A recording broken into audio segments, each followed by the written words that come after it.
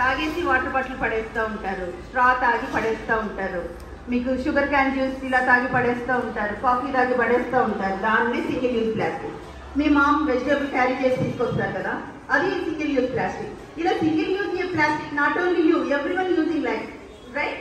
So ఇలా ప్రతి ఒక్కళ్ళు కొన్ని lakhs of people, crores of people ఒక్కసారి వాడి పడేస్తుంటే ఈ బ్యూటిఫుల్ ప్లానెట్ కొన్ని రోజులకి ఏమైపోతుంది? మొత్తం plastic. Imagine once imagine everyone, ప్రతి ఒక్కళ్ళు వాడి పడేస్తున్నాం కదా, కొన్ని రోజులకి బ్యూటిఫుల్ ప్లానెట్ ఏమవుతుంది? ఎక్కడ చూసినా ప్లాస్టికే. ఆల్రెడీ మనం చూస్తూనే ఉన్నాం, డ్రైనేజ్ లో ప్లాస్టిక్ ఉంటుంది, అవునా? సీస్ లో ప్లాస్టిక్ ఉంటుంది, ఎక్కడ మన మంచి ప్లాంట్స్ దగ్గర కూడా ప్లాస్టిక్ వెళ్ళి స్పాయిల్ చేస్తుంది. ఈ ప్లాస్టిక్ అనేది సాయిల్ ని పొల్యూట్ చేస్తుంది, ఎయిర్ ని పొల్యూట్ చేస్తుంది, వాటర్ ని కూడా పొల్యూట్ చేస్తుంది. ఇలా పొల్యూట్ చేయడం వల్ల రకరకాల డిసీజెస్, క్యాన్సర్స్ లాంటివి కూడా ఉంటాయి. ఈవెన్ హార్ట్ అటాక్స్, క్యాన్సర్స్ కూడా ఉంటాయి. ఎప్పుడైనా సరే బీపీఏ ఫ్రీ అనేది ప్లాస్టిక్ వాడాలి, కానీ అది తెలుసుకొని వాడాలి. అంతేగాని సింగిల్ యూజ్ ప్లాస్టిక్ అస్సలు వాడకూడదు. అందులో మనం వెజిటేబుల్స్, ఫుడ్ ఐటమ్స్ కూడా క్యారీ చేయకూడదు. ఫుడ్ ఐటమ్స్ క్యారీ చేస్తే ఏమవుతుంది? క్యాన్సర్స్ వస్తాయి. అర్థమైందా? ఈ సింగిల్ యూజ్ ప్లాస్టిక్లు సాయిల్ లో పడి డికంపోజ్ అయ్యే ప్రాసెస్ లో, ఈ డికంపోజ్ అవ్వడానికి ఎన్ని ఇయర్స్ పడుతుందో మీకు తెలుసా? ఐడియా ఉందా? ఆల్మోస్ట్ 10 to 1000 ఇయర్స్ పడుతుంది. సాయిల్ లో మనం ఇలా సింగిల్ యూజ్ ఇలా వేసి వాడి పడేయడం వల్ల, ఒక చిన్న స్ట్రా మనం తాగి పడేస్తాం కదా, ఆల్మోస్ట్ 500 ఇయర్స్ పడుతుంది డికంపోజ్ అవడానికి. ఈ డికంపోజ్ అయ్యే ప్రాసెస్ లో మనకి ఏమవుతుందంటే ప్లాస్టిక్ పొల్యూటెంట్స్ అనేది రిలీజ్ అవుతుంది. అప్పుడు సాయిల్ పాడైపోతుంది, వాటర్ పాడైపోతుంది, ఈవెన్ ఎయిర్ పాడైపోతుంది. మోస్ట్ ఆఫ్ ది ప్లాస్టిక్ మన బాడీలో కూడా వచ్చేస్తుంది. మన బాడీలో పోవడం వల్ల హార్ట్ అటాక్లు వస్తాయి, క్యాన్సర్స్ వస్తాయి, స్కిన్ ఎలర్జీస్ వస్తాయి. ఇలా డిఫరెంట్ డిసీజెస్ కి మనం ఎఫెక్ట్ అవుతాము. సో కాబట్టి సింగిల్ యూజ్ ప్లాస్టిక్ ని అస్సలు వాడకూడదు.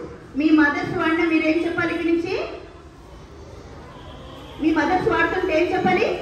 వాడకూడదు. ఏమవుతుంది? ఎందుకు వాడకూడదు అని చెప్పాలి? Cancers, skin diseases, heart problems వస్తాయని చెప్పాలి. ఓకేనా? ఇప్పుడు మీరు ఫిష్ తింటారు కదా, ఫిష్ తింటారు, అందరూ ఫిష్ తింటారు కదా, అదేమవుతుంది? ఈ ప్లాస్టిక్ అంతా మీరు వాటర్ లో వేయడం వల్ల, సాయిల్ లో ఇదంతా వెళ్ళి వాటర్ లో కలవడం వల్ల మైక్రో పొల్యూటెంట్స్ డికంపోజ్ అవుతూ చిన్న పార్టికల్స్ గా డివైడ్ అయిపోయి ఫిష్ లోకి వెళ్ళిపోతాయి. ఆ ఫిష్ ని మీరు తిన్నప్పుడు మీ బాడీలో కూడా వెళ్ళిపోతుంది. Not only fish through, even air through కూడా ఇన్హేల్ చేసినప్పుడు కూడా మన బాడీలోకి ప్లాస్టిక్ పొల్యూటెంట్స్ అనేది వెళ్ళిపోతాయి. సో ఈ విధంగా ప్లాస్టిక్ అనేది నాట్ ఓన్లీ సాయిల్ ని పొల్యూట్ చేయడంతో పాటు మనకు కూడా చాలా హార్మ్ఫుల్ గా ఉంటుంది. కాబట్టి సింగిల్ యూజ్ ప్లాస్టిక్ కూడా వాడకూడదు. ఓకే, ప్రతి ఒక్కళ్ళు కూడా లైఫ్ టైంలో 10 ప్లాంట్స్ ని మనం నాటాలి. ఎంతమంది ఎన్ని ప్లాంట్స్ నాటారు? ఎవరెవరు నాటారు? 1 ప్లాంట్ చెప్పండి. Oh wonderful. Big plant or small plant? అంటే నీమ్, పీపల్ ఇలాంటి ట్రీస్ ఎంతమంది నాటారు? So wonderful. ప్లాంట్స్ నాటండి, ఇంకా బిగ్ ప్లాంట్స్ నాటితే ఇట్స్ సో గుడ్ అనమాట మనకి. సో కాబట్టి ప్రతి ఒక్కరు లైఫ్ టైంలో ఎన్ని ట్రీస్ నాటాలి? 10 ట్రీస్ నాటాలి. ఇక్కడ మేడం వచ్చారు, మన సుష్మా మేడం గారు ఇంకా బాగా చెప్తారు ఎన్విరాన్మెంట్ గురించి.